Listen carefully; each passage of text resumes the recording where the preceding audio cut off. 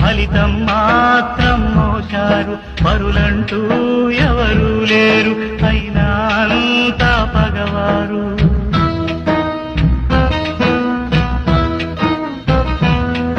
ఇకనైనా ఈ మంటలారునా, ఇకనైనా ఈ జంట చెంత చేరునా.